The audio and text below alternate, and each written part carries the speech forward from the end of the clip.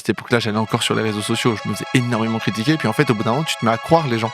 Tu te dis: «Bah ouais, en fait, ils ont peut-être raison, en fait, tu nul». Je me suis intéressé un peu à la nutrition, à tout ça, mais en fait, tu fais plus des conneries qu'autre chose quand tu pas entouré de vrais professionnels. Le premier match contre le PSG au Parc des Princes, c'est le PSG de Laurent Blanc, donc il y a Ibrahimovic, enfin tout ça, et que pour le coup, Ibrahimovic, je trouvais qu'il avait une aura, il avait quelque chose, vraiment, et moi j'adore les montagnes, j'adore tout ça, donc j'ai dit: «Bon bah allez, on tente la Suisse».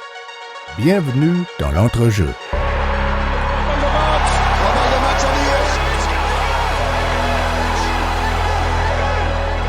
If I speak, I am in big trouble.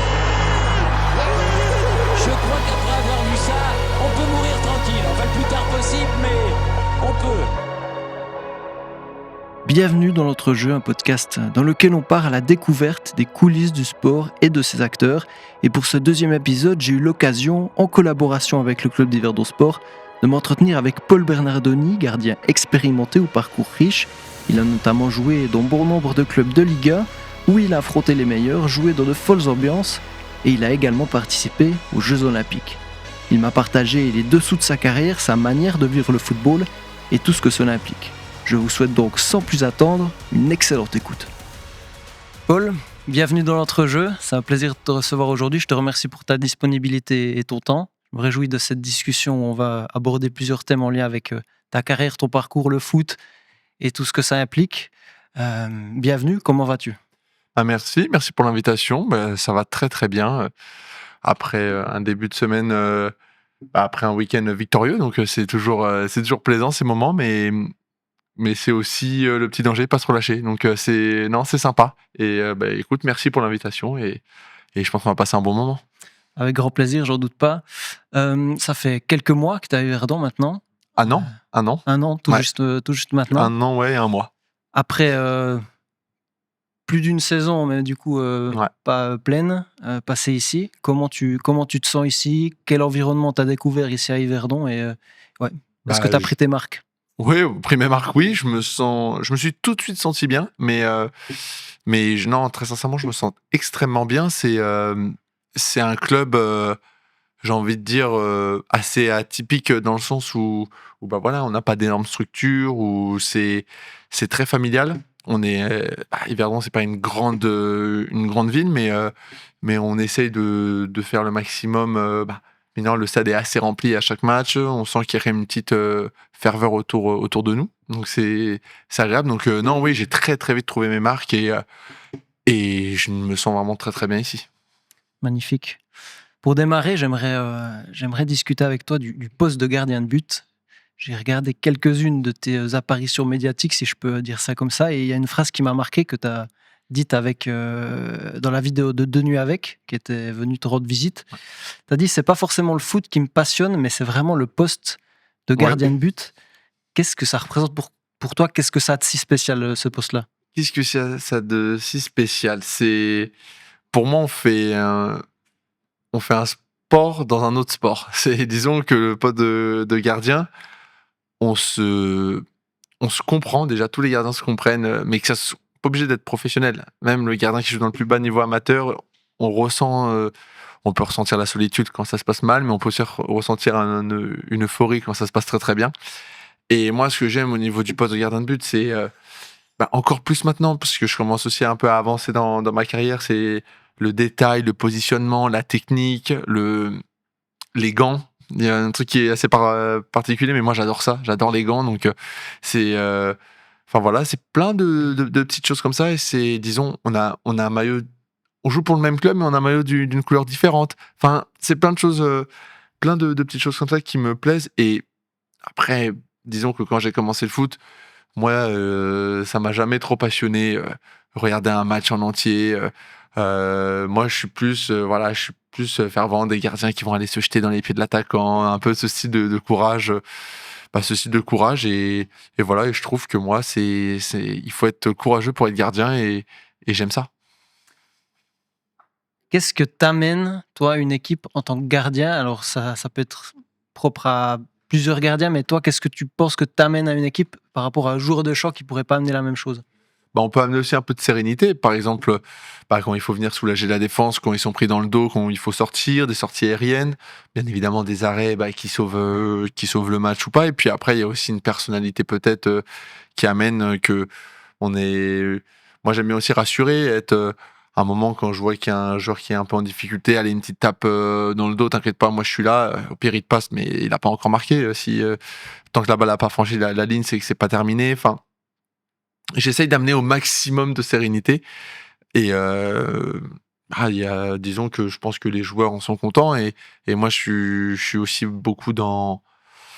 Aujourd'hui, j'arrive à un stade où mon plaisir passera aussi par les autres. Disons que tu te connais, t'es sûr de toi, tu sais de quoi t'es capable. Mais aujourd'hui, si les mecs devant moi sont encore plus sereins, si je peux essayer de leur amener un peu plus de sérénité, tant mieux. Si j'ai moins de travail à faire, c'est l'idéal, j'ai envie de dire. Et ta manière de leader, est-ce qu'elle est différente entre le leadership sur le terrain et celui que tu amènes dans un vestiaire? Tu as l'air d'être quelqu'un, a priori, de l'extérieur relativement discret ou pas forcément, en tout cas humble et qui va pas peut-être crier, etc. Ça, c'est une idée qu'on peut se faire de l'extérieur. Non, Comment tu vois ça, toi? Moi, je vois que, du moins, je veux juste que ça soit naturel. Disons, moi, je suis plus. En fait, quand ça me tient à cœur, je le fais. Je fais beaucoup parler mon feeling et spontané. Donc, c'est-à-dire que moi, un joueur qui va être pris en grippe par le public, ça peut me toucher. Donc c'est sûr et certain que je vais le défendre. Si bien sûr, si le joueur il insulte le public, c'est deux choses différentes. Mais je veux dire, s'il est pris en grippe parce que le public estime qu'il a des performances qui sont moins bonnes ou quoi, peu importe, c'est des choses moi qui peuvent me toucher. Donc du coup, c'est sûr et certain que j'apporterai mon soutien. C'est plus moi, je suis plus dans un. J'aime me marrer, j'aime rigoler dans un groupe, c'est sûr et certain. Mais par contre, j'aime pas trop l'injustice et disons que je suis pas du style à aller pousser un coup de gueule devant tout le monde. Mais par contre, je préfère prendre le mec au pire, je lui dis viens, on va boire un café. Et par contre, je vais pas passer par quatre chemins, quoi. Je vais te dire ce que je ressens. Et souvent, c'est là où ça passe le mieux parce que c'est honnête, c'est franc et puis en soi, moi je m'en fiche. Je m'en fiche de parler devant les autres. Moi, je te le dis à toi s'il y a un problème et donc je pense que c'est aussi apprécié parce que au moins tu sais que je vais pas être derrière, enfin je vais pas dire les choses devant les autres juste pour montrer que je te dis les choses. Non, je préfère te prendre dans un coin, discuter et puis voilà. Et entre gardiens, là aujourd'hui tu es la locomotive des gardiens d'Yverdon, tu l'as été dans d'autres clubs. Qu'est-ce que tu essayes d'amener à tes coéquipiers qui sont 2e et 3e gardiens? Et toi, tu as aussi eu ce rôle de 3e gardien. Alors, comment tu vois un peu cette alchimie et ce leadership, peut-être par l'exemple ou autre? Disons que moi, j'ai été très, très peu numéro 2 parce que j'ai toujours fait le choix de vouloir jouer. Donc, c'est pour ça que j'ai fait beaucoup de clubs. C'est que du coup, j'ai beaucoup bougé. Et en fait, du coup, parce que moi, je pense que entre être numéro 1 et être numéro 2, c'est pas le même métier. Parce que quand la hiérarchie est donnée, t'as le numéro 1 qui joue, le numéro 2, et bien évidemment, il est là aussi pour prendre la place du numéro 1, mais je veux dire, il faut que ça soit aussi une espèce d'entraide. C'est que sur le terrain, tout le monde donne le maximum. Donc moi, après, c'est aussi en fonction de la personnalité de chacun. Là, aujourd'hui, je suis avec Kevin, une entente merveilleuse, et puis, moi, je pourrais très bien arriver, ne pas parler, parce que j'ai mon poste, je suis numéro 1, donc je peux très bien bosser, faire mon truc. Mais non, moi, ce qui m'intéresse, c'est de progresser, c'est d'évoluer. Aujourd'hui, par exemple, quand je fais mes retours vidéo, Kevin est avec moi. On fait les retours vidéo ensemble, avec Pedro, notre coach gardien, et donc on m'analyse moi, mais Kevin émet des critiques, mais pour moi, c'est les meilleures critiques. Parce que qui mieux que lui peut me juger au quotidien avec le coach des gardiens, parce qu'on est tout le temps ensemble. Et inversement, quand lui il joue, parce que Kevin joue la coupe et les matchs amicaux, qui mieux que moi qui peut à un moment dire tiens, sur ça, parce qu'on travaille au quotidien, vu qu'on travaille comme ça, qu'est-ce que t'en penses là, comment tu t'es senti, ton placement, enfin après c'est aussi de la confiance et comment ça se passe. Et du coup voilà, aujourd'hui c'est comme ça, mais moi j'ai toujours eu de la chance, mais j'ai toujours bien entendu avec mes numéros 2, mes numéros 3, après c'est peut-être aussi parce que je transmets quelque chose peut-être, mais après je vois, parce que j'ai aussi eu des numéros 2 qui avaient besoin de prendre de la place.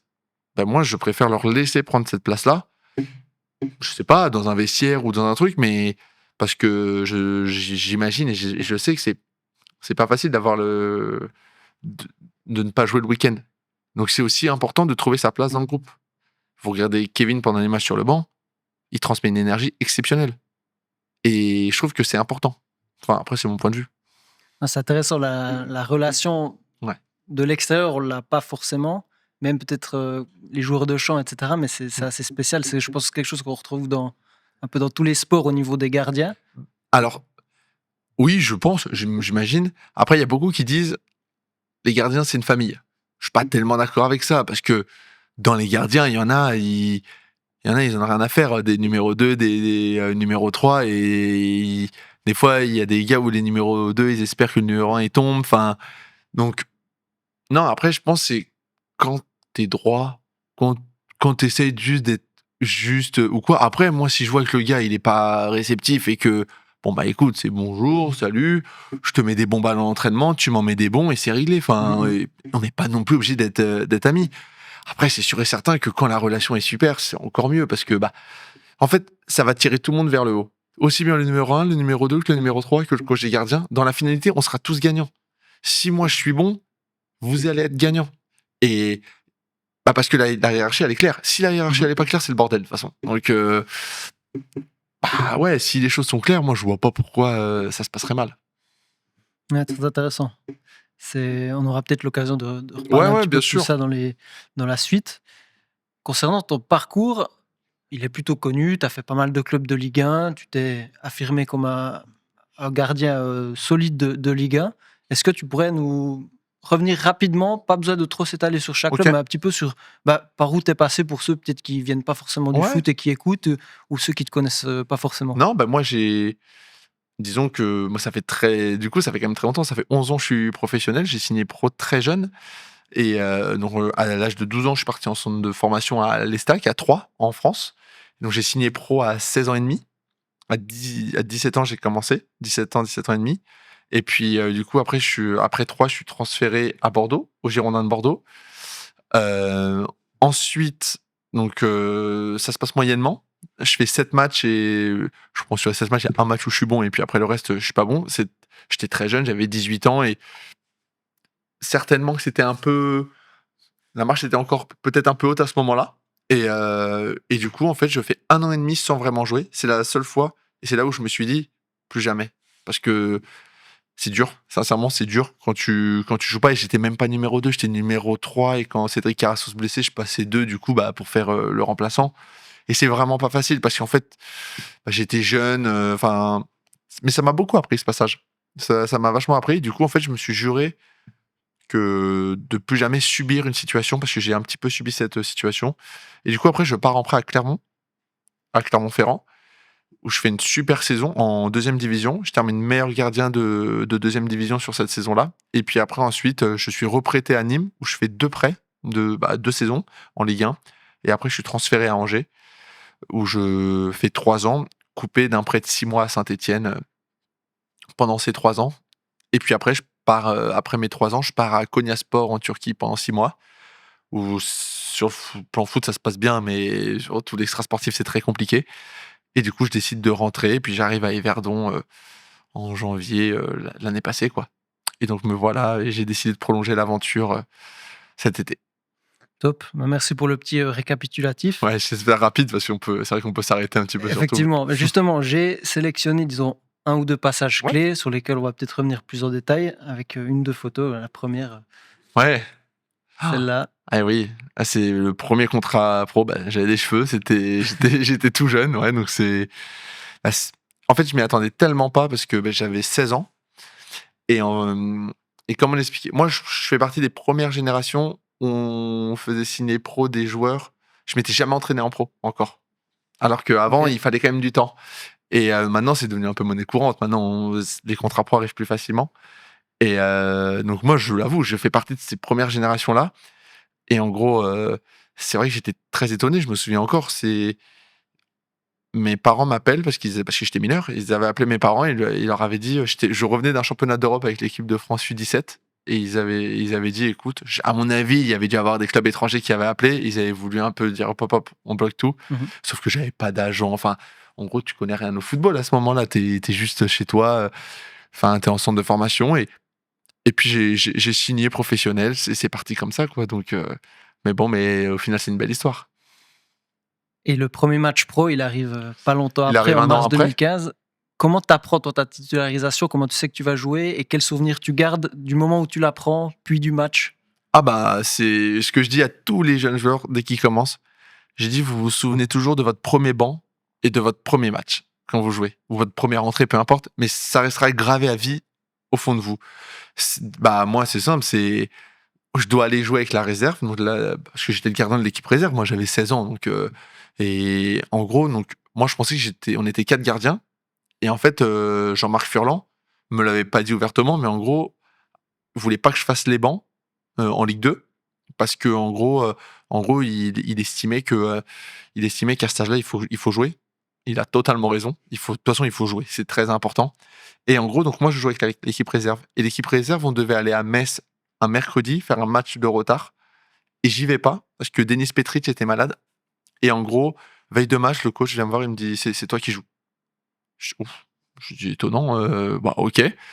Mon coach des gardiens de l'époque, Olivier Tinry, qui me dit écoute, tu prends tes crampons, parce qu'on s'entraînait comme ici au stade, et il me dit tu prends tes crampons de demain et tu te mets au milieu du stade ou dans ta surface, je sais plus, et puis il me dit en gros, tu regardes, t'observes, comme ça tu te trompes pas de crampons, et puis après il me dit tu fais comme d'hab, quoi. Et du coup, bah, j'ai des souvenirs de quelques bribes de match, mais ça se passe super bien. On joue contre Clermont, je crois qu'on gagne 2-0. Et c'est l'année où on est champion de Ligue 2 et on monte en Ligue 1. Donc bah, c'est magnifique. Un souvenir exceptionnel. Tu l'as dit avant, départ à Bordeaux, Oui. compliqué pour toi. Tu l'as dit toi-même juste avant, tu as beaucoup appris. À quel niveau et qu'est-ce que tu as tiré de cette période? Tu étais en plus, comme tu l'as dit, un jeune gardien. Ouais. Qu'est-ce que tu as retiré de cette Ce expérience? que j'ai appris, plusieurs choses. La première, c'est que quand tu signes dans un club, il faut avoir pas que le coach au téléphone, il faut avoir plusieurs personnes et il faut que, même s'ils peuvent te mentir, mais qu'ils aient tous un peu le même discours. Donc au moins, moi maintenant c'est important d'avoir au moins directeur sportif, coach des gardiens au téléphone minimum. S'il y a le président, c'est encore mieux. Et, et tu poses des questions différemment, mais tu poses à peu près les mêmes questions pour voir s'ils sont tous un peu dans le même. Après, c'est toi qui choisis, c'est ton feeling. Et donc déjà, premièrement ça. Et deuxièmement, j'ai eu, ce qui est normal. En fait, j'osais trop rien dire. Du coup, c'est que t'acceptes un petit peu toutes les situations. Ceux qui on te passe de numéro 2 à numéro 3, bon, on part jouer en amical. Moi, c'est simple, j'ai fait les 7 matchs avec Willy Sagnol. Ils m'ont sorti, je n'ai jamais rejoué avec les Girondins. Même un match amical, même un match contre Clermont-Ferrand en Coupe de France, non, ils me l'ont pas donné. Donc, c'est comme ça. Et donc, en fait, du coup, c'est là où je me suis dit, ouais, en fait, l'important, c'est de jouer parce que moi, quand j'étais à 3, quand je suis transféré, j'avais énormément de clubs qui étaient sur moi. 6 mois, 7 mois après, quand j'ai voulu retrouver quelque chose, j'avais plus grand chose. Et pour la petite anecdote, au mois de janvier, donc ça faisait 1 an, je jouais quasiment plus. Et donc, au mercato d'hiver, dernier jour, j'ai Boulogne-sur-Mer national qui m'appelle. Je dis, allez, j'y vais, tant pis, je vais jouer. Donc, je me souviens, on était à Nancy, Nancy était encore Ligue 1. Donc, je faisais le banc, on joue, je rentre, je fais mes affaires toute la nuit, je charge la voiture, le chien, machin et tout. Pour aller signer à Boulogne. Voilà, je dis au revoir à tout le monde, je prends la route, je suis vers Cognac, le coach m'appelle, alors je l'avais eu au téléphone avant, m'appelle, il me dit, au final, je vais peut-être pas te faire débuter au départ, parce qu'avec mon gardien, je peux pas faire ça. Et moi, j'ai dit, mais attendez, vous avez changé de discours en 2 jours. J'ai dit, et donc du coup, j'ai fait demi-tour. Mais sauf que t'as l'air débile, tu dis au revoir à tout le monde. Sauf que je me souviens, j'étais assis sur l'aire de repos, et je dis à Bordeaux, je sais que je jouerai pas. Et puis là, en fait, je suis même pas assuré de jouer. Donc je disais, et donc je suis revenu, et puis 2-3 joueurs m'ont dit, c'est la meilleure décision que t'as prise. Parce que, ok, tu joues pas, mais t'es à Bordeaux. Mais si tu pars en prêt et que tu joues pas, ils disent, quand tu reviens, ça va être dur. Donc voilà, et puis 6 mois après, je signe à Clermont. Donc au final, j'ai pas de regrets. Et quand tu es comme ça sur l'aire d'autoroute, tu es jeune, tu es un jeune gardien, tu sors d'une expérience compliquée, est-ce que tu te dis, ah, en fait, c'est ça la vie d'athlète pro, de footballeur pro, c'est ça? Ah bah, sincèrement, tu te poses beaucoup de questions, hein. Tu te dis: «Mais en fait» parce que moi, je me suis fait aussi énormément critiquer. À cette époque-là, j'allais encore sur les réseaux sociaux, je me faisais énormément critiquer. Puis en fait, au bout d'un moment, tu te mets à croire les gens. Tu te dis: «Bah ouais, en fait, ils ont peut-être raison. En fait, tu nul». Et donc du coup, en fait, tu te poses beaucoup, beaucoup, beaucoup de questions. Et non, c'est pas des moments agréables, mais des fois, c'est quand tu touches le fond que, de toute façon, tu pas d'autre choix que de remonter, quoi. Et disons que ça m'a fait comprendre beaucoup de choses, que c'est pas parce que tu signes dans un grand club que t'es arrivé, et c'est pas parce que tu signes dans un petit club que t'es fini. Peu importe. Ce qui est l'essentiel, c'est toi, comment tu te sens et comment t'évolues. Et et ben moi, c'est un petit peu ce qui m'est arrivé. Et il y a eu des moments dans ma carrière où ça a été peut-être un peu plus compliqué, ou des moments où ça a été magnifique, mais j'ai toujours, et je l'ai encore, j'ai toujours ça en tête, à me dire: «Ah mais souviens-toi à 18 ans, quand tu sortais pas de chez toi, à part pour promener ton chien, et voilà». Et en fait, il y a aussi ce truc de prendre du recul, parce que, entre guillemets, ça reste que du football, et que et et qu'il faut aussi des fois savoir faire, la part des choses, et c'est souvent ça, en tout cas pour moi, c'est bien séparer les 2 choses qui vont faire qu'au final tu vas performer et tu vas te régaler sur le terrain. Mais ça, je le savais pas à 18 ans encore. Tu as parlé des réseaux sociaux juste avant et que à cette époque, tu allais encore dessus. Aujourd'hui, c'est quoi ta relation avec les réseaux sociaux? Ma Comment tu gères relation, ça? c'est compliqué, parce que moi je avant, tu fais des discours où tu dis: «Non, mais je regarde pas, ça me touche pas». Moi, je vais vous dire pour ma part, peut-être qu'il y en a, ils vont dire: «Ouais, c'est faible et tout». Non, non, moi, je vous dis la vérité. Tu vois un message d'un haineux qui critique, après, il y a la critique et la critique. Il y a une bonne critique constructive, Mmh. c'est toujours Mmh. intéressant, mais une critique facile, machin, moi, ça va me toucher. Donc ce que je fais, je préfère, donc c'est X maintenant, je crois. J'ai un compte, hein, mais j'ai pas l'appli. Instagram, j'y vais 3 minutes le matin au réveil, je regarde si j'ai juste des messages, tout ça. Après, j'ai même pas Instagram sur mon, enfin, je veux dire sur le truc, de mon téléphone, quoi. Mmh. C'est, en fait, il faut que j'aille dans les paramètres, machin, donc c'est chiant, et c'est tout, quoi. Donc en fait, je me protège comme ça parce que il y a aucun intérêt. En fait, j'ai aucun intérêt à me faire du mal, mais d'un autre côté, parce que moi ça se passe très bien ici, pareil du côté positif, parce que te dire: «Tu es le plus beau, tu es le meilleur», ça va pas me changer ma vie. Enfin, donc du coup, parce que moi, ce que je dis, quand je termine un match, je le sais à l'instant T si j'ai été bon ou si j'étais pas bon. Et puis après, avec 2 3 jours de recul, il y a peut-être des trucs où tu dis: «Ah là, tu étais peut-être un peu trop dur», ou des fois, ouf, oh là, ça, c'est pas top. Enfin, mais donc je pars plutôt de ce principe-là, donc j'ai plutôt une relation assez distante avec, les réseaux sociaux, parce qu'en fait, bah, à 18 ans, je vais être honnête, c'est que ça m'a ça m'a limite pas traumatisé, mais ça m'a fait un choc quand même. Donc du coup, j'ai dit: «Ouh là, ça veut dire que je suis sensible à ça». Donc autant faire attention, et se protéger des choses sur lesquelles on est sensible, et en soi, c'est pas une honte, et sincèrement, je pense que les 3 quarts des gens sont comme moi. Sauf que tout le monde dit: «Non, je lis pas». N'importe quoi, tu lis pas. Bien sûr que si, que tu lis. Si tu l'as sous les yeux, tu lis. S'il y a ton nom, c'est sûr et certain que tu vas lire. Et c'est sûr et certain que même si c'est un abruti qui dit, «Tu nul, fils de machin, machin et tout», c'est sûr et certain que ça va te faire mal au cœur. Je peux pas ne Ouais, ou alors c'est que t'es vraiment une pierre, quoi. Mais bon, ça m'étonnerait quand même. Et tu l'as dit, en plus, finalement, tu as assez de retours et de professionnels, plus ton feeling à toi Bien sûr. pour travailler les points où ça a moins fonctionné, et Bien cetera. sûr. Finalement, les athlètes n'ont pas du tout besoin de retours, critiques sur Non, leur, non, du grand public, je veux dire. bah, le vrai retour, c'est dans les tribunes.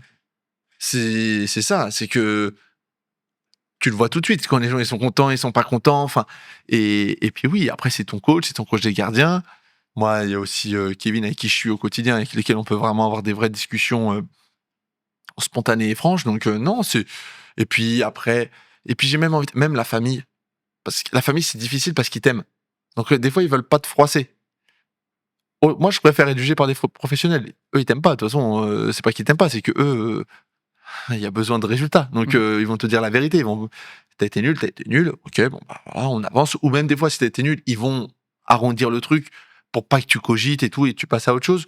Ou inversement, des fois, si t'as été très bon, ils vont même limite te rentrer un peu dedans pour pas que tu te. Donc, c'est. Au final, avec le temps, tu sais te jauger, tu sais te juger, et tu te connais aussi. Et bon, moi, je reconnais que c'est plus. Voilà, je vais partager 2-3 stories par moment et tout, mais c'est tout. C'est quand je suis dessus au matin, pendant 2-3 minutes, et puis après, terminé, puis on se revoit demain matin, et c'est très très bien. Tu arrives à te focus aussi sur les choses qui comptent vraiment dans la vie d'un athlète comme ça aussi. Oui, puis. Mais aujourd'hui, parce que je vais sur mes 28, j'ai 27, je vais sur mes 28 ans. Ça, parce que quand j'ai de Clermont à Angers, non, parce que oui, Angers, Saint-Etienne, ouais, à Cognac, je n'allais même plus sur les réseaux. Ok. C'était quelqu'un qui avait mes réseaux et qui gérait. Après, à la fin, j'ai dit bon, quand même, quand tu pars en Turquie, t'as quand même besoin d'un lien un petit peu plus, parce qu'il y a aussi ce truc, c'est que ça te ramène un lien un peu social avec tes amis. Du coup, j'allais dessus.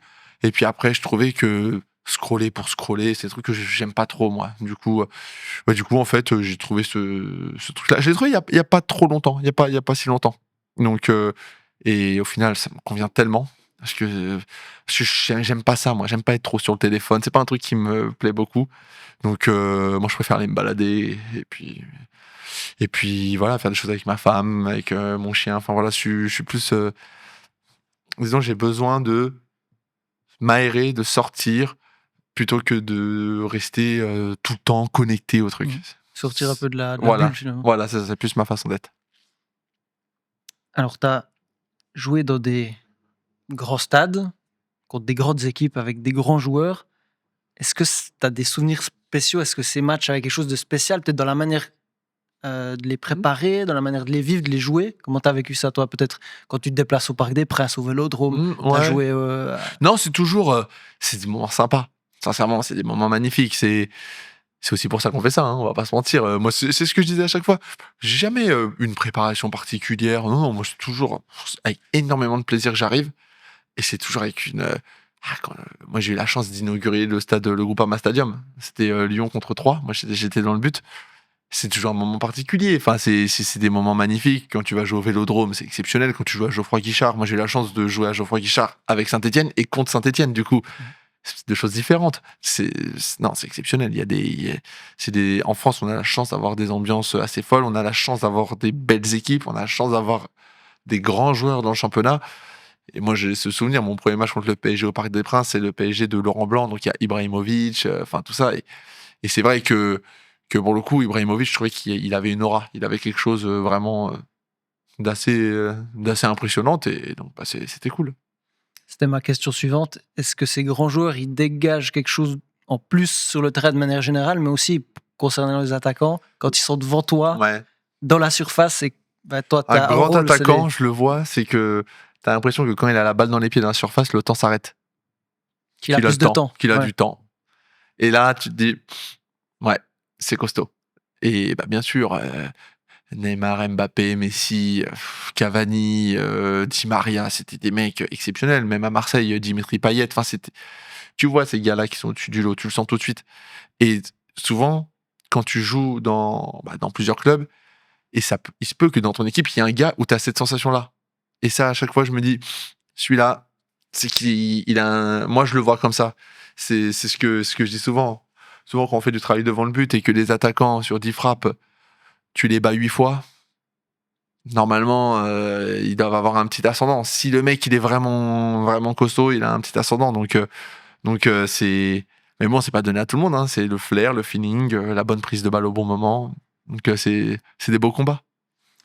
Tu as parlé d'Mbappé. On va pas forcément parler de lui, mais tu l'as côtoyé du coup en équipe de France. C'est le sujet sur lequel on va arriver. Tu as fait beaucoup de classes jusqu'en espoir. Et qu'est-ce que ça t'a... Quel souvenir tu gardes de ces années en jeune? Jouer pour l'équipe de France, c'est exceptionnel. Moi, j'ai plus de 50 sélections, je crois, toutes confondues. Je crois que je suis proche des 60. Enfin, c'est des souvenirs fabuleux. La Marseillaise, enfin, tu joues pour ton pays, quoi. Et ça veut dire que dans toutes les catégories, tu fais partie des meilleurs de cet âge-là. C'est juste dingue. Et c'est ce que je disais, parce que souvent, des fois, les jeunes, ils disaient, ouais, mais pendant les trêves, vous avez plusieurs jours de repos, nous, on part en sélection, on joue et tout. Je dis, ouais, mais le jour où ça se termine, ça va te manquer, tu verras.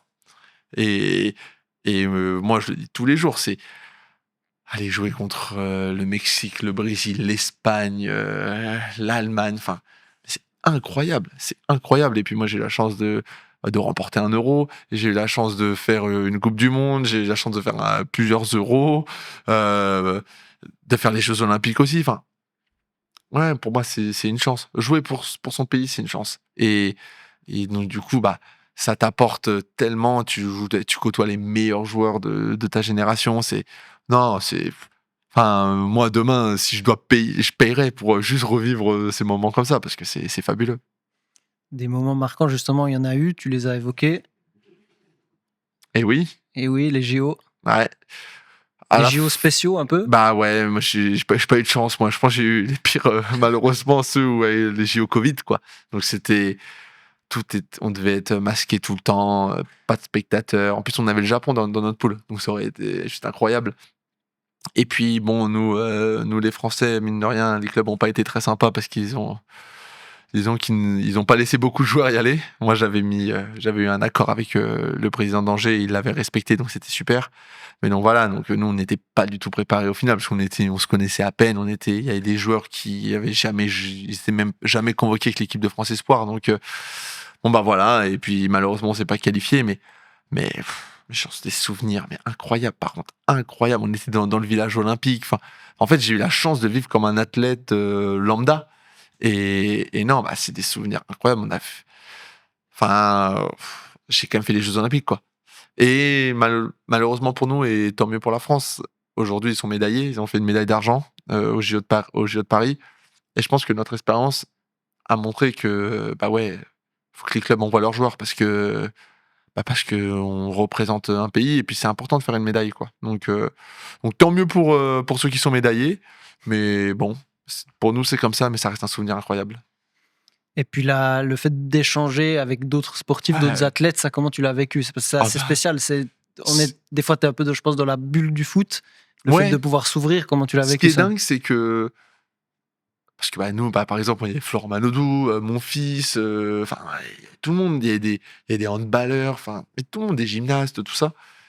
Et en fait, ce qui est marrant, c'est que limite, les plus connus, c'était nous. Moi, les mecs, ils me disaient, ah ouais, mais ouais, alors, machin, Angers, tout ça, et puis on discutait. Moi, je me disais, mais sans déconner, c'est vous les champions, on n'est pas des champions, nous. Et puis, j'ai tout de suite vu que les footeux avaient une petite réputation comme les trois quarts des gens, un peu bling bling, pété de thunes, qui se la pètent. Et j'ai trouvé qu'on a cassé un peu cette image-là en allant discuter. Ils voyaient qu'on était hyper ouverts, qu'on était trop contents de discuter avec eux parce que ça reste des immenses champions, big respect. Et puis c'est tellement intéressant de voir comment ils travaillent et la façon dont ils travaillent que bah, du coup, ça a été des échanges magnifiques. Et puis ce qui était génial, c'est quand on partait au match, parce qu'on est tous en fait habillés de la couleur de notre nation qu'on Mhm. représente. Et donc des fois des mecs tu les connais même pas, puis ça tape dans la main, allez bon match, on est à fond avec vous. Enfin non, c'était vraiment des souvenirs assez incroyables. Ah, magnifique. Il y avait J'avais une question par rapport à l'aspect sportif. Tu l'as dit, il y a peu de joueurs qui ont pu venir, enfin, par rapport à l'équipe qui était prévue, ou en tout cas avec qui Ouais. vous êtes qualifié. Tu as pu quand même jouer avec Gignac, d'autres Oui. joueurs. Comment c'était de jouer avec des joueurs avec qui tu n'as pas l'habitude de jouer C'est très dur. C'est voilà, très dur parce que à la fois t'as pas de temps, de prépa. Hein. T'as une semaine et puis après tu pars à Tokyo pour les Jeux Olympiques. Donc tu te connais pas. Il y en avait, on avait quasiment 10 ans d'écart. Donc il y a un trou générationnel, qu'on le veuille ou non, c'est qu'il y en a, et ce qui est logique, ils étaient un peu timides. Moi, je me suis quand même retrouvé, je crois, sur 2 matchs, à jouer qu'avec des latéraux devant moi. Parce que, voilà, donc, c'est dur. C'est dur. Et alors, il y en a, on se connaissait, mais ça faisait longtemps qu'on n'avait pas joué ensemble. Enfin, c'était vraiment pas facile. Mais après, voilà, au final, on sera quand même liés avec ça. Donc, dès qu'on se croise, maintenant, il y a toujours. Ça permet de faire des connaissances. Au moins c'est sûr. Mais c'est sûr qu'on aurait quand même espéré beaucoup mieux, quoi. Parce que parce que je pense qu'il y avait de quoi faire. Mais bon, on peut pas refaire l'histoire, hein. Et tu as l'air d'en garder vraiment de bons Oui, souvenirs de bah, manière générale. Donc, je vais pas mentir, je suis frustré dans le sens où je trouve quand même que si on y était allé avec notre équipe et en fait, tout ce qu'on a travaillé pendant 2 ans, en fait, pour moi, c'est 2 ans un peu où tu te qualifies à l'Euro. C'était pas facile. Tu fais l'Euro, tu fais demi-finaliste, donc du coup, tu es dans le carré final, donc du coup, tu es qualifié. C'est quand même une belle performance. Ça faisait je sais pas combien d'années que la France n'était pas qualifiée et tu arrives au JO et je crois que sur une liste de 50 présélectionnés, je crois qu'on était que 4 dans la liste initiale. Parce qu'en fait, tous les clubs et il faut dire aussi la vérité, certains joueurs se sont pas non plus mouillés ils ont pas voulu aller contre leur club, donc voilà, après, c'est leur choix. Et puis dans la finalité, ils ont eu raison parce ils étaient pas dans parce que ça a été dit comme un fiasco, donc ils étaient pas dans ça. Mais bon, au moins nous on a vécu l'expérience olympique et entre guillemets, je pourrais plus jamais la revivre parce que j'ai plus l'âge. Mhm. Donc à part s'il faut être dans les 3, mais les 3 qui prennent, c'est des gars qui ont une carrière extraordinaire. Donc bon, je l'ai vécu et tant mieux pour moi. top. Je te propose de discuter un petit peu de la Turquie. Ouais. Alors, tu as déjà dit tout ce qu'il fallait dire, je crois que sur les choses négatives, administratives, salariales et autres. Qu'est-ce que toi, tu as retiré de cette expérience? Première expérience à l'étranger, dans un pays culturellement plutôt différent quand même. Ah oui, oui. Qu'est-ce que tu retires de tout ça au niveau sportivement, qui s'est plutôt bien passé, après au niveau culturel et personnel? Ce que je retiens, c'est que, qu'on le veuille ou non, mais c'est un pays magnifique. C'est un pays magnifique, des paysages à couper le souffle, des endroits, je pense juste à Antalya, Istanbul, enfin c'est quand même assez dingue. Après, ça sera certainement le plus gros regret de ma carrière parce que j'ai perdu plus que de l'argent. Voilà.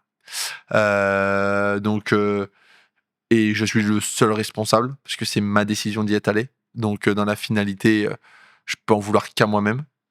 Parce que si je dis la vérité, ma compagne ne voulait pas que j'y aille et que j'y suis quand même allé. Donc du coup, mais bon, du coup, on apprend de ces conneries.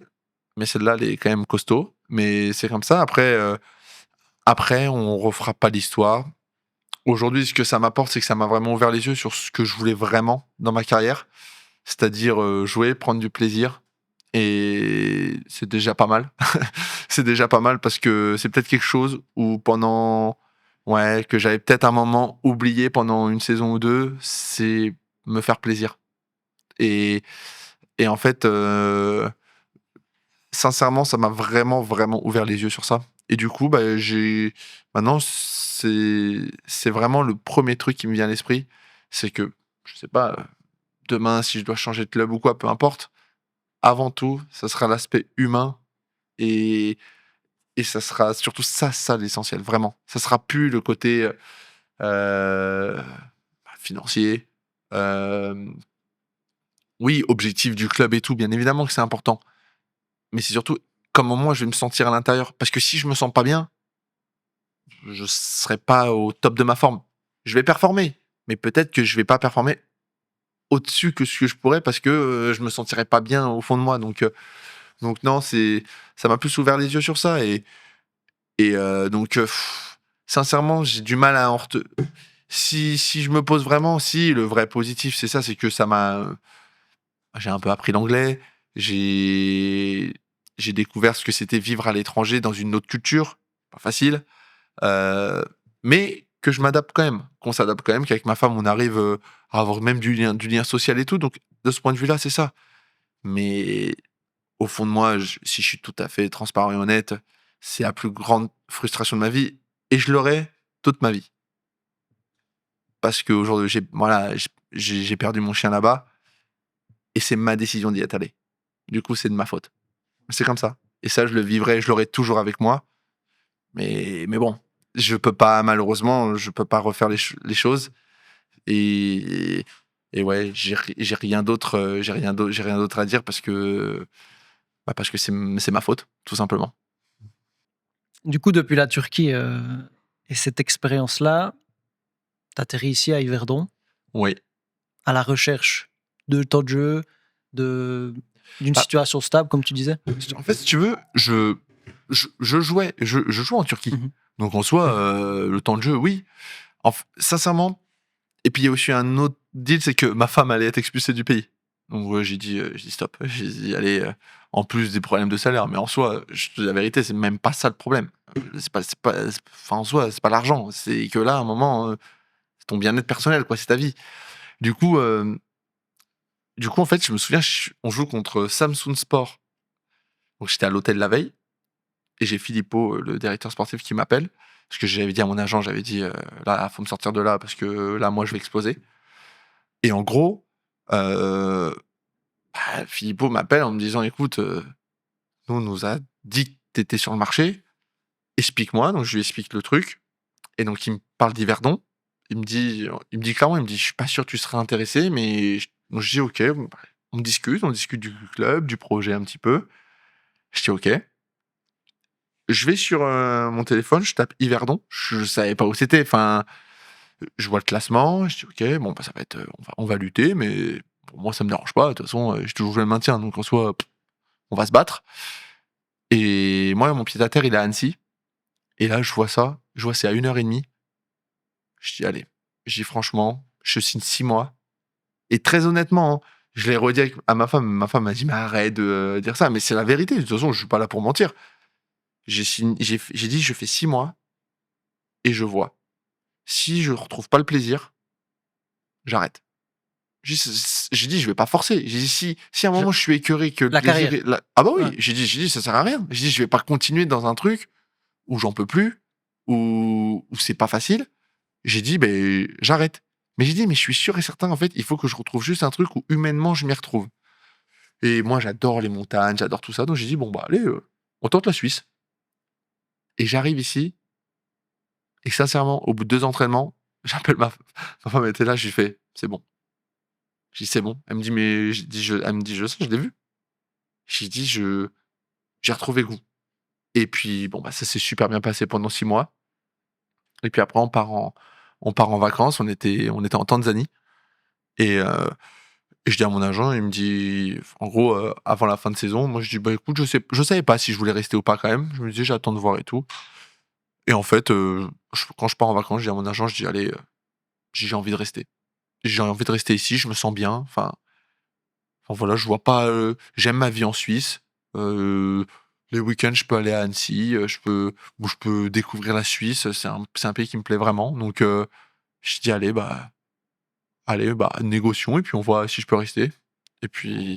Et puis voilà, en Tanzanie, mon agent, il m'appelle, il me dit: «Est-ce que ça te convient?» machin. Je dis: «Ouais, c'est tout bon». Et voilà, on s'est mis d'accord comme ça. Donc c'est allé très, très vite aussi. Et au final, j'en suis ravi parce que oui, c'est sûr et certain, on reste un petit club, on a quand même de l'ambition, mais il va falloir du temps. Le projet, ça va prendre du temps. Mais moi, aujourd'hui, je suis à fond dans ça et donc après on verra ce que l'avenir, me réservera, mais non, mais honnêtement, ça peut paraître too much, hein, mais c'est vraiment la vérité. C'est que le point numéro un, c'est que je me régale tous les jours. Je prends du plaisir. Quand je joue ici, je me régale quand je joue au municipal. Quand je vais jouer à l'extérieur, je suis comme un dingue. Donc non, bah, au final, bah, c'est ça l'essentiel. J'ai l'impression de pour moi, c'est le début d'une nouvelle carrière. C'est assez étonnant, mais je le prends comme ça et honnêtement, c'est vraiment super. Tu parles de bien-être, de kiff, Ouais. d'apprécier ce que tu fais. Au niveau hygiène de vie, les choses que tu as mises en place, comment tu fais l'équilibre entre justement te faire plaisir et mettre en place ce qu'il faut pour Mmh. être performant et être, voilà, être en forme?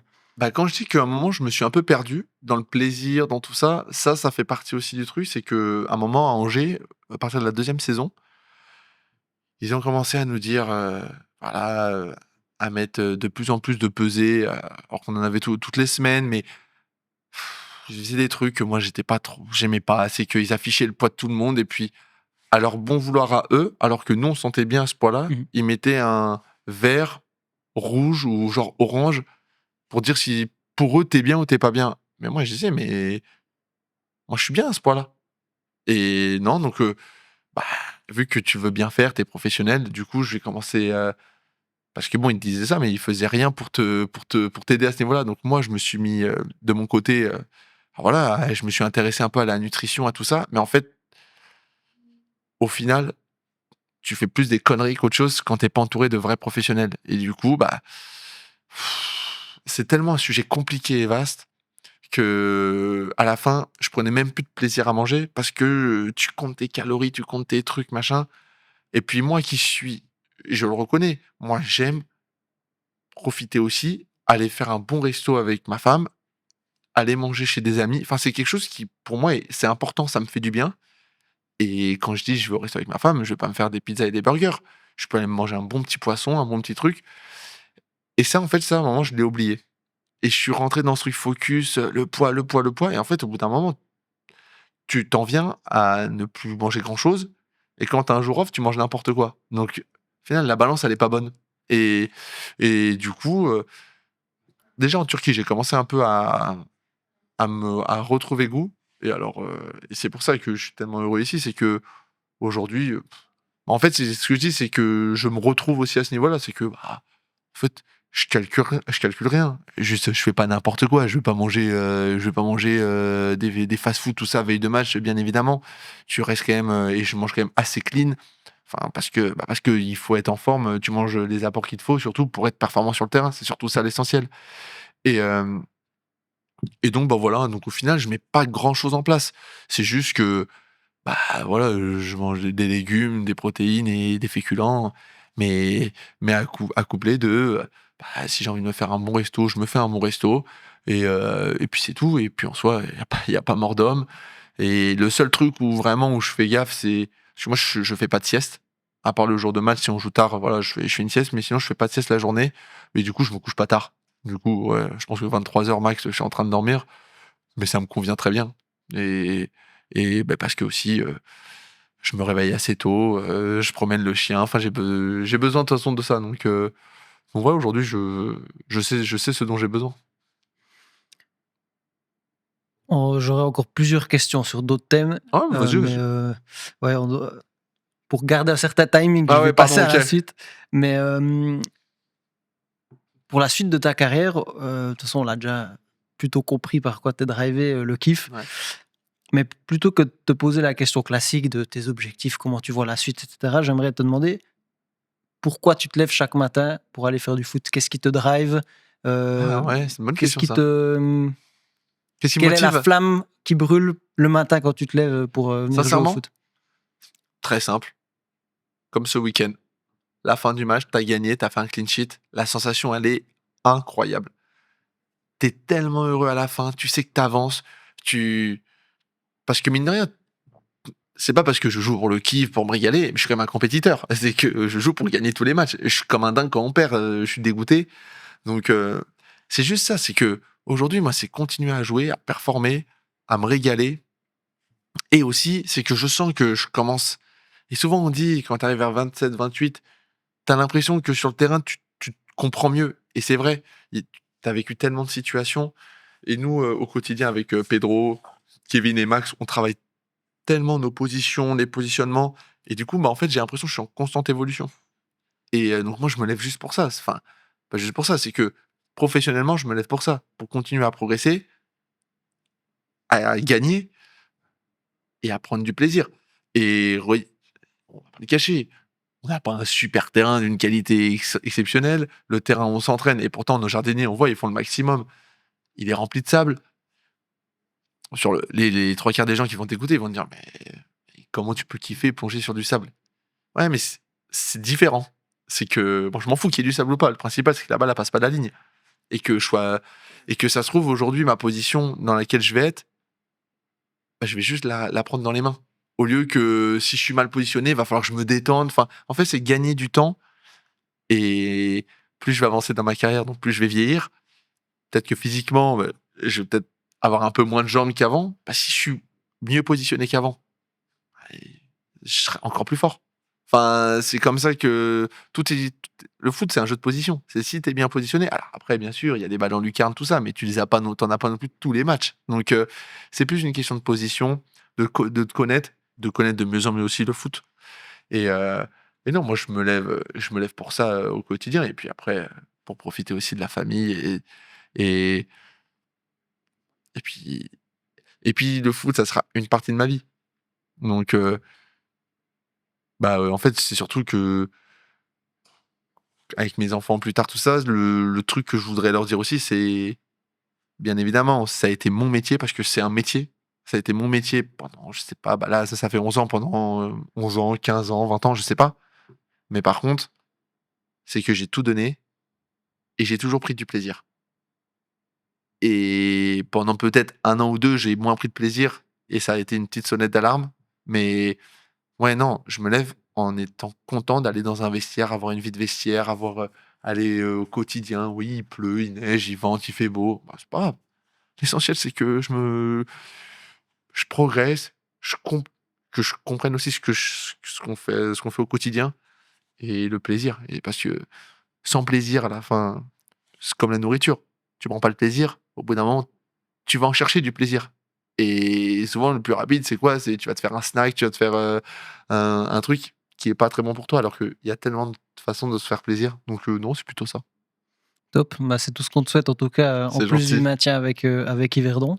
Et oui, Je ça va le te, faire. je te propose de passer à 2-3 questions de fin que j'aime bien poser à mes invités. Quelle est ta définition personnelle d'un athlète de haut niveau? Oh. Un athlète de haut niveau, oh là là, une définition personnelle. Comment tu le vois, toi? Comment je le vois? Voilà. Un mec qui est intéressé par ce qu'il fait, qui est passionné, parce que ça, c'est aussi un truc, c'est que la passion, ça va te faire aller plus loin, je pense quand même, et qui cherche toujours à aller plus haut, aller plus loin, mais tout en étant, faut faire attention aux excès. Et, et moi, je pense que, par exemple, ok, tu veux sauter plus haut que tout le monde, je suis pas certain que faire des sauts toute la journée, c'est ça qui va te faire sauter plus haut. Mais c'est être intéressé par peut-être qu'au final, peut-être c'est le cognitif qui va faire que tu vas, je sais pas, ça va peut-être t'amener un truc plus haut. Peut-être que c'est de la musculation, enfin peu importe, mais t'intéresser à ton sport, à ton poste et, et à ce pourquoi tu veux faire ça. Donc pour moi, un athlète de haut niveau, c'est surtout c'est compétiteur et passionné quand même. Je pense que si t'es passionné, tu peux aller loin. Et être curieux, tu l'as dit, comme Ouais, aller être chercher curieux. l'information C'est plus, ça. la nouvelle méthode, etc. Exactement, Mhm. être curieux et aussi avoir confiance en soi. Parce que à un moment, il faut pas non plus écouter tout le monde, mais plus tu avances, c'est normalement plus tu as confiance en toi parce que tu sais de quoi tu es capable. Si tu discutais avec ton toi de 20 ans, Oh. quel conseil tu lui donnerais? N'oublie jamais, prends du plaisir. N'oublie jamais ça. Parce que tu l'as oublié pendant 1 an ou 2 et c'était pas toi. Prochaine question. Est-ce qu'il y a une œuvre littéraire, cinématographique ou autre que Oh. tu as beaucoup appréciée et que tu conseillerais? Une œuvre cinématographique ou littéraire? Ah oui, allez, on va dire Joël Dicker pour les Suisses. Je lis tous ses livres quand elle les sort, donc oui, Joël Dicker, c'est top. Non, sinon, moi, j'ai lu pas mal de policiers, tout ça. T'as Antoine Philippon, si je dis pas de bêtises. Mamie Luger. Mamie Luger, c'est vraiment sympa. C'est un Ok. truc un peu, tu peux, tu te marres, mais à la fois, ça a un petit côté un peu sympa. Ou sinon, moi, j'ai lu aussi tous les Bernard Minier, tous les Franck Tillier, tout ça. C'est des trucs, moi, j'aime bien. Et Ok. la biographie de Tony Parker, elle est sympa aussi. Je l'avais lu, j'ai bien aimé. Top. Merci pour les recommandations.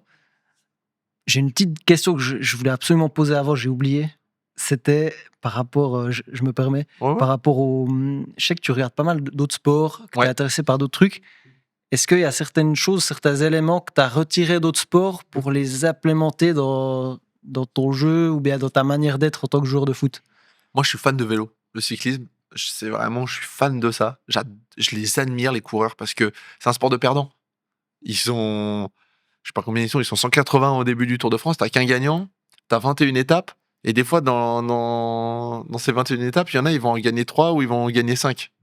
Pogacar ou les sprinteurs, peu importe. Et ce que je trouve, c'est que les mecs, ils se mettent minables. Et puis, ils ont des rôles. Parce qu'on dit que c'est un sport individuel, mais c'est un sport d'équipe. Et moi, le poste de gardien, je le considère comme le rôle d'équipier au vélo. Tu vas chercher l'eau, tu vas porter les gourdes. À un moment, tu vas mettre une tape à ton leader parce que allez mec, on est avec toi. Parce que ton leader, il a un coup de moins bien, mais toi, t'es bien. Non, je te suis, t'inquiète pas, je suis avec toi. T'as un problème de vélo? Tiens, prends mon vélo. Moi, c'est pas grave, on y va. Et moi, c'est un peu pareil, c'est ce que je dis aux défenseurs. Tu perds ton duel? Mec, je suis là, moi. Moi, je vais tout faire pour t'aider. On est dans un moment faible. Vous savez quoi? Allez, on prend le temps. Sur chaque coup de pied arrêté, moi, je m'arrête. Je fais genre, j'ai une crampe si vous voulez pour respirer un peu. Ou peu importe. Enfin, dans les airs, s'il faut aller vous aider, je suis là. Et donc, j'ai toujours eu un peu je les ai toujours admirés parce que je me suis toujours un peu vu en me disant, mais ouais, mais en fait, un gardien, ça peut pas être individualiste. Parce que on joue. Nous, on peut pas. Enfin, logiquement, on peut pas marquer de but. Donc, moi, si j'en prends pas déjà, on prend un point. Donc, c'est déjà bien. Et du coup, en fait, l'équipier. Parce que si l'équipier fait pas son rôle, le leader, il va être en difficulté. Parce que s'il prend pas le vent, c'est le leader qui va prendre un peu de vent. Du coup, il va être un peu plus fatigué pour le final. Enfin, du coup, voilà, c'est tout ça pour. Ouais, moi, je suis admiratif plutôt des cyclistes et surtout des équipiers, parce que les mecs, ils ont très peu de chances de jouer leur carte. Ou alors ils vont partir en échappée. Mais il se peut même que dans l'échappée, ton DS il disait grand, allez, tu te relèves parce que l'autre il est en difficulté et c'est pour toi. Ouais, mais j'ai les jambes pour gagner. Non, mais l'autre il peut gagner le Tour de France, c'est plus important. Bon ok, je me relève. Voilà, moi je me compare beaucoup à eux parce que surtout pour l'état d'esprit. Et je me dis mais exceptionnel, sincèrement. Et parce que souvent les caméras vont filmer ce qui se passe devant. Mais des fois, il y a des mecs, ils vont se taper pour être 15e du général du Tour de France. Tout le monde s'en fout ici. Mais pour eux, c'est un truc de dingue. Et du coup, tu as 7 gars qui sont avec lui et qui vont se battre pour qu'il passe de la 16e à la 15e. Donc en fait, c'est une course dans une course. Enfin, j'adore ça. Top. Merci pour la petite parenthèse. Je m'en serais voulu de pas être revenu sur vrai. la question. Alors je l'ai fait. Et la dernière question, je t'en avais brièvement parlé. Si tu as un sujet, un projet, une cause, quelque chose dont tu aimerais parler, ta carte blanche pour terminer.